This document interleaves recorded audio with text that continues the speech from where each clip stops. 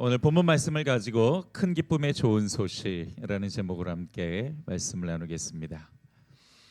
크리스마스는 나이가 들어도 여전히 설레게 하는 감동이 있습니다. 물론 어렸을 때와는 전혀 다른 이유로 설레지요.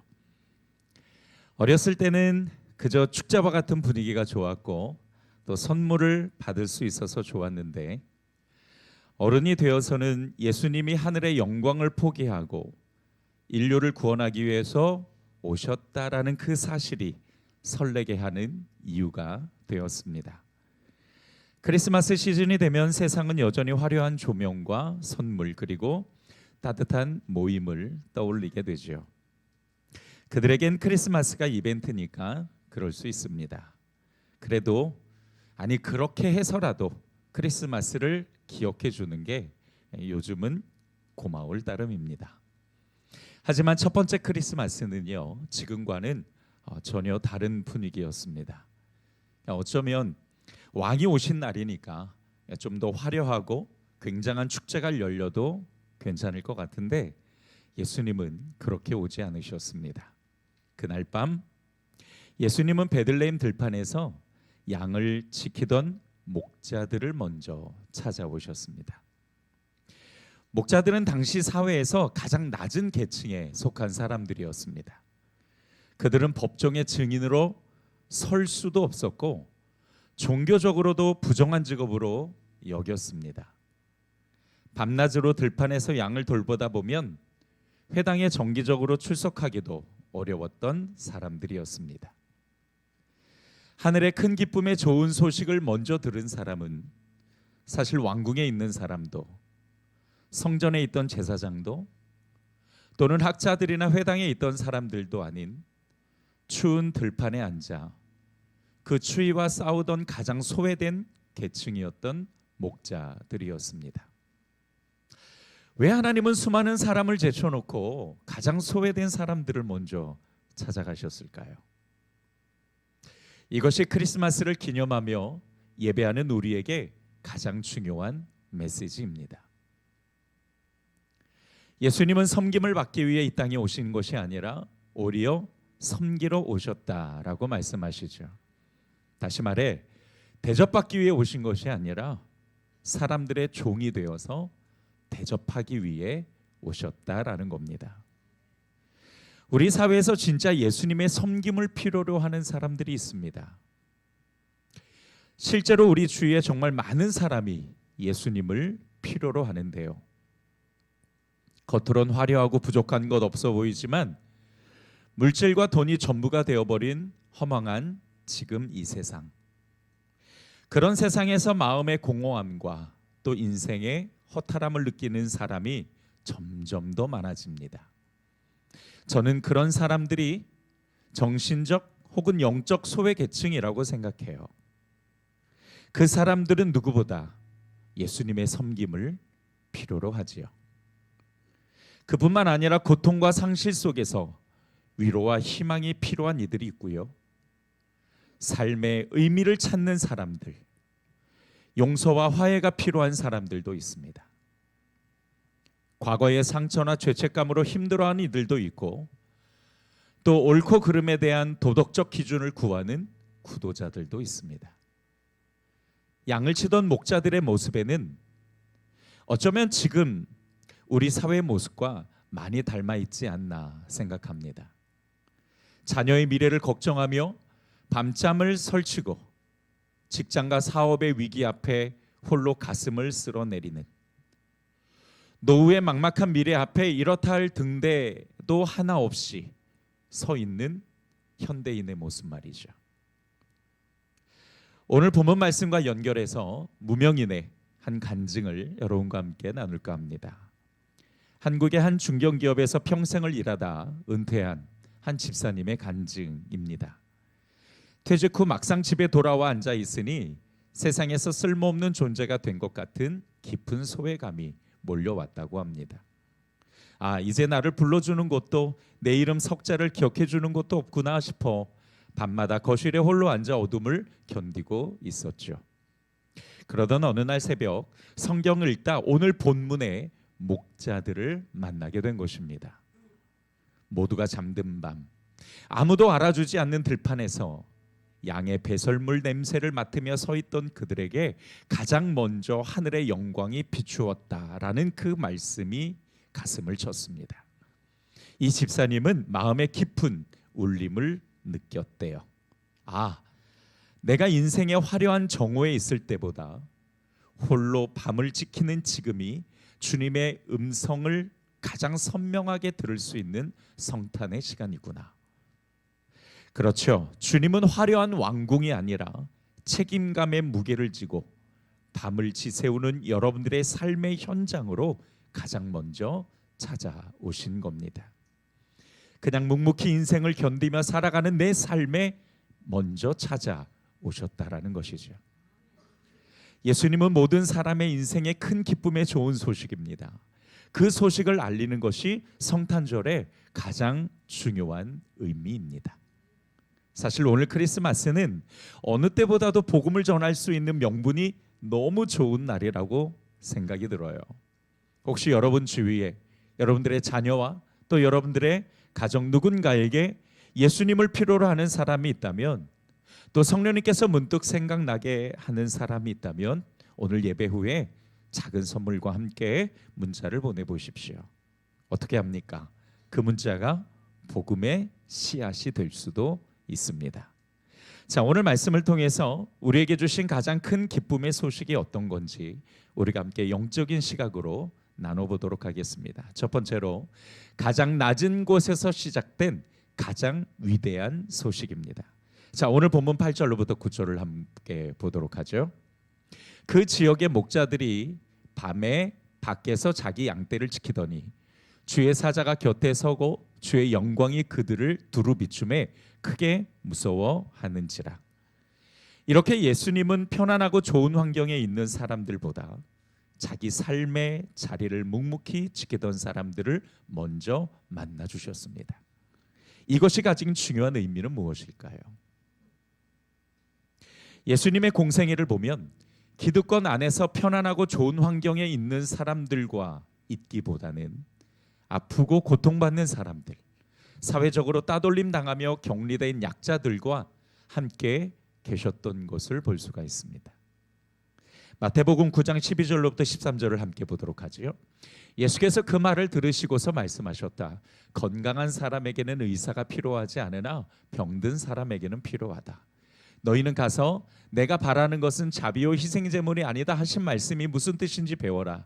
나는 의인을 부르러 온 것이 아니라 죄인을 부르러 왔다. 예수님께서 늘 사회에 소외된 계층과 함께 하시면서 하신 말씀입니다. 또 누가복음 4장 18절로부터 19절을 한번 보죠. 주님의 영이 내게 내리셨다. 주님께서 내게 기름을 부으셔서 가난한 사람에게 기쁜 소식을 전하게 하셨다.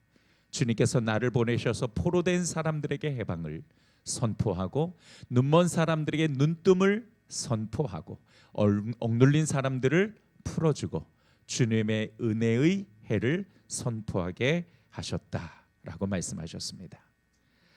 예수님은 이렇게 가장 낮은 자리로 오셔서 가장 낮은 자리에 있는 사람들을 먼저 만나시고 그들에게 복음을 전파하셨습니다.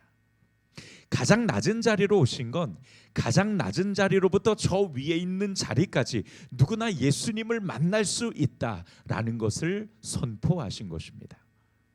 인류는 비로소 그리스도의 계절을 맞이했습니다. 누구보다 따뜻하고 누구보다 친절하고 누구보다 햇살 같은 예수님을 통해 인생의 기쁨을 누릴 수 있게 된 것이지요. 누구든 예수님을 필요로 한다면 얼마든지 만날 수 있는 기회가 생긴 것입니다.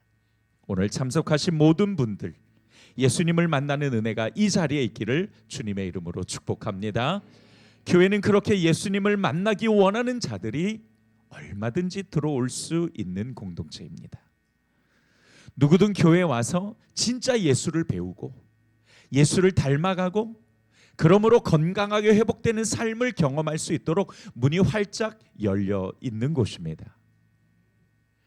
여러분, 만약에 세상에 예수 그리스도가 없었다면 세상은 그저 약육강식에 의존해 기울어진 운동장처럼 가진 사람은 점점 더 많이 가지고 없는 사람은 점점 더 없는 것으로만, 그 비참하고 억울한 세상으로만 그쳤을지 모르겠습니다.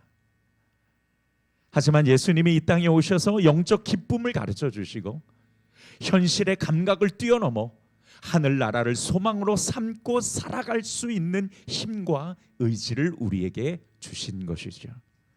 그래서 우리는 이 세상을 견디고 버티면서도 감사할 수 있는 이유가 생긴 것입니다. 나와 함께 하시며 내게 힘과 용기를 주시는 예수님을 진심으로 사랑하는 우리 귀한 성도들이 되기를 주님의 이름으로 축복합니다. 두 번째, 예수님이 오심으로 세상은 두려움에서 기쁨으로 바뀌게 되었습니다. 자, 오늘 본문 10절로부터 11절을 우리 같이 함께 한 목소리를 읽어보겠습니다. 천사가 이르되 무서워하지 말라. 보라, 내가 온 백성에게 미칠 큰 기쁨의 좋은 소식을 너희에게 전하노라. 오늘 다윗의 동네에 너희를 위하여 구주가 나셨으니 곧 그리스도 주시니라. 아멘. 두려움에 사로잡혀 있던 목자들에게 천사가 왔습니다. 그리고 이야기를 하죠. 두려워하지 말라. 왜냐하면 온 백성에게 미칠 큰 기쁨이 기다리고 있기 때문입니다. 여러분, 우리는 이 극적인 전환에 주목해야 합니다. 우리 인생에도 이런 순간들이 있기 때문이죠. 사실 우리 인생은 예상치 못한 상황이 종종 발생합니다. 그런 상황을 경험하면 무척 당황스럽고 두렵기까지 하죠. 하지만 하나님이 개입하시는 그 순간 우리의 안에 있는 그 두려움이 기쁨으로 바뀌는 전환점을 경험할 수 있게 되는 것입니다. 우리 인생에 예수 그리스도가 있다는 것, 그것은 바로 은혜의 해가 시작되었다라는 뜻입니다. 자, 다시 한번 누가복음 4장 18절로부터 19절 우리 같이 한번 읽어보겠습니다. 주님의 영이 내게 내리셨다. 주님께서 내게 기름을 부으셔서 가난한 사람에게 기쁜 소식을 전하게 하셨다. 주님께서 나를 보내셔서 포로된 사람들에게 해방을 선포하고 눈먼 사람들에게 눈뜸을 선포하고 억눌린 사람들을 풀어주고 주님의 은혜의 해를 선포하게 하셨다. 우리 다시 19절 시작. 주님의 은혜의 해를 선포하게 하셨다. 아멘.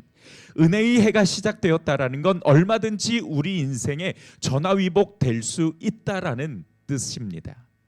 물론 우리 인생을 그저 행복한 인생으로 바꾸기 위해 예수를 필요로 하는 것은 전혀 아닙니다. 그렇게 믿는 그리스도인은 아무도 없어요. 다만 예수님이 우리 인생의 주인으로 오셨다라는 것, 그것은 이제 희망을 가져도 된다는 거고, 언제든 불가능을 가능으로 바꿔줄 수 있는 능력의 하나님이 여러분과 함께 하신다라는 뜻이니까 좀 더 힘을 내어 인생을 담대하고 용기 있게 살아갈 수 있는 여러분이 되기를 주님의 이름으로 축복합니다. 예수님으로 인해 극적인 인생을 경험한 사람들은 정말 많이 있어요.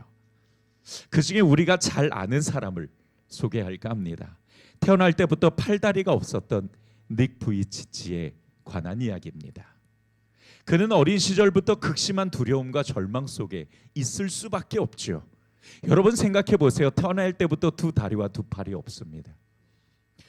그 영상을 잠깐 보았는데 그가 생활하기 위해서 굴러다니더라고요. 뛸 수도 걸을 수도 기어다닐 수도 없는 상황. 사실 누구나 그 상황에 부닥치면 희망이 없다라고 생각할 겁니다. 그도 마찬가지였습니다. 내가 평생 뭘 할 수 있을까? 누가 날 사랑해 줄 수 있을까? 내 인생의 미래는 있을까? 늘 이런 생각에 시달리다가 10살 때는 스스로 생을 마감하려고 자살을 시도했습니다. 누구라도 그렇지 않았을까요? 그러다 요한복음 9장에 날 때부터 맹인된 사람에 관한 말씀을 보고 하나님이 하시는 일을 나타내기 위함이다 라는 그 말씀에 자신의 인생의 답을 찾았다고 합니다.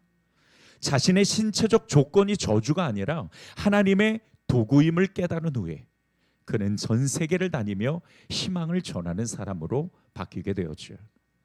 그는 많은 사람에게 이렇게 도전합니다. 하나님 안에는 한계가 없습니다. 맞아요. 세상 관점에서 보면 우리 인생에 낙은 별로 없는 것 같아요. 도대체 뭘로 기쁨을 찾을 수 있을지 아무리 뒤져봐도 없습니다. 하지만 하나님이 내 인생에 분명한 계획과 뜻을 담으셨다라는 것을 깨닫고, 정말 예수님이 그 누구도 아닌 바로 나를 위해서 오셨다라는 것을 발견하게 되면 그때 우리 인생은 극적으로 변화될 수 있다라는 사실이죠. 그 희망으로 세상을 살아갈 수 있는 것입니다. 그런데 목사님, 내 인생에서는 별로 극적인 변화를 경험할 수 있는 동기가 아무것도 없는데요. 아무리 찾아봐도 내 인생에 극적인 변화를 경험할 수 있는 것은 없는 것 같습니다 라고 생각하시는 분도 분명히 계실 겁니다. 자, 그런데 보세요. 목자들도 자기 인생에 갑자기 찾아온 천사들을 어제까지 상상이나 했을까요? 지난주에는 그렇게 생각했을까요? 어쩌면은 내 인생에 커다란 빛이 찾아올 수도 있어 라고 생각하면서 살았을까? 아닌 것 같습니다. 그들 또한 하나님의 은혜가 눈앞에 펼쳐질 때까지 아무것도 알 수 없었죠. 여러분, 은혜가 눈앞에 펼쳐지기 전에는 그저 우리는 두려움에 사로잡혀 있는 사람일 뿐입니다. 은혜가 펼쳐질 때는 놀라운 영광을 경험할 수 있지만 그 전까지는 정말 우리는 아무것도 알 수 없지요. 하나님의 극적인 변화는 눈앞에 펼쳐질 때까지 누구도 알 수 없다라는 겁니다. 그저 인내하며 여러분 소망을 잃지 않고 기다리다 보면 그 하나님의 놀라운 역사와 만지심은 여러분들의 삶 가운데 반드시 있게 될 줄 믿습니다. 목자들의 현장에 비추던 갑작스런 그 빛은 다른 빛이 아니라 바로 주님의 영광이었습니다. 하지만 목자들은 한 번도 경험해 보지 못한 그 강력한 빛을 보면서 두려움을 느꼈죠. 하지만 그 빛의 정체를 안 후에 두려움이 새로운 희망으로 바뀌게 되었습니다. 예수님의 탄생은요, 바로 그렇게 모든 사람을 비추는 큰 빛이 되었다라는 것이죠. 그 빛을 끌어안은 사람은 인생의 진정한 힘을 얻을 수가 있는 것입니다. 우리를 위해, 그리고 나를 위해 이 땅에 오신 독생자 예수, 그 예수 그리스도를 감사하고 찬양하는 성도들이 되기를 주님의 이름으로 축복합니다. 마지막 세 번째로, 예수 그리스도의 탄생은 하늘과 땅이 연결되는 순간이었습니다. 오늘 본문 13절로부터 14절을 우리 같이 함께 읽겠습니다. 호련히 수많은 천군이 그 천사들과 함께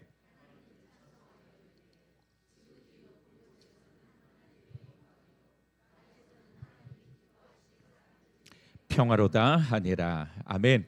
갑자기 수많은 천군 천사가 나타나서 이 땅의 가장 낮은 곳에 오신 아기 예수를 찬양합니다. 이 찬양은 단순한 축하가 아니라 바로 온 우주를 향한 선포였습니다.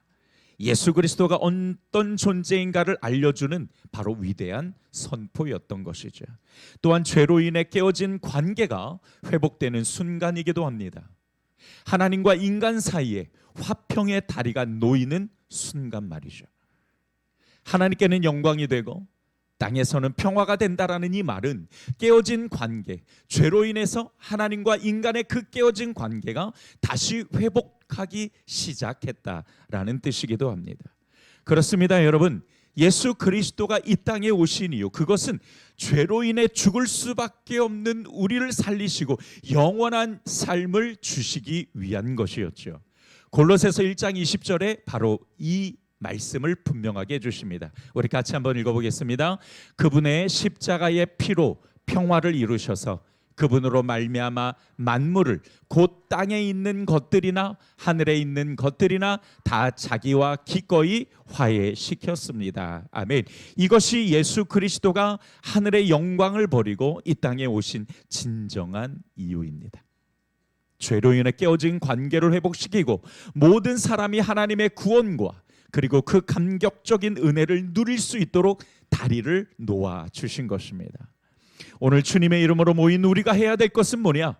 바로 하늘과 땅을 연결해 주신 예수님께 우리가 진심으로 큰 박수와 영광을 올려드리는 것이 아닐까 싶습니다. 이 시간 우리의 힘과 마음과 삶을 다해 하늘의 다리가 되어주신 예수님께 우리 큰 박수와 함성으로 함께 찬양하겠습니다. 주님 감사합니다.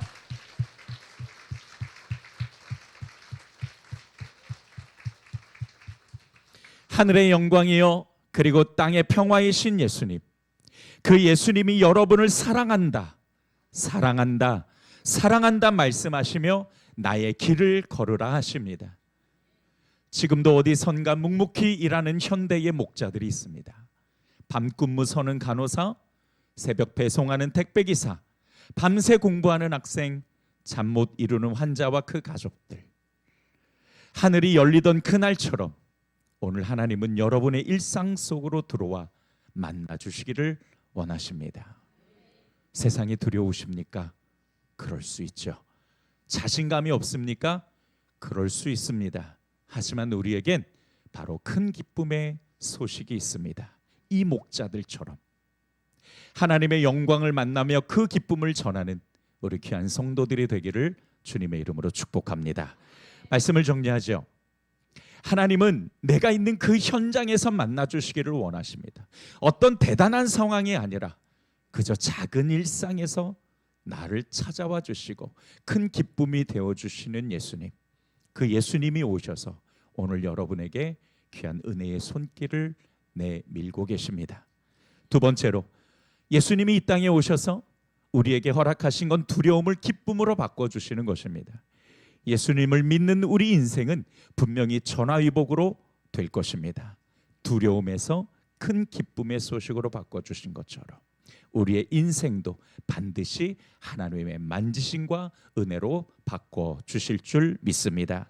세 번째로 하늘과 땅을 연결하신 예수님처럼 우리도 예수님을 찬양하며 그 이름을 널리 전할 수 있는 성도들이 되기를 주님의 이름으로 축복합니다. 좋으신 아버지 하나님, 오늘 성탄 감사 예배를 통해서 예수님께서 이 땅에 오신 그 귀한 영적 의미들을 저희들이 함께 살펴보았습니다. 우리가 단지 이 시간을 하나의 행사로 또는 그저 예배로만 끝날 것이 아니라 이 땅에 큰 기쁨 소식으로 오신 그 예수 그리스도를 우리가 다시 한번 영접하여서 그 그리스도께서 우리의 삶을 전화위복하시고 또는 우리에게 하나님의 놀라운 은혜를 연결하시는 다리의 역할을 하셔서 여전히 우리의 삶과 함께 하시고 이끌어 주시기를 원하시는 그 하나님의 마음을 이해해서 오늘 우리 귀한 성도들이 예수께서 이 땅에 다시 오심을 우리가 기뻐하고 또 찬양하는 귀한 시간이 될 수 있도록 인도하여 주시옵소서. 감사드리고 예수님의 이름으로 축복하오며 기도드렸습니다. 아멘.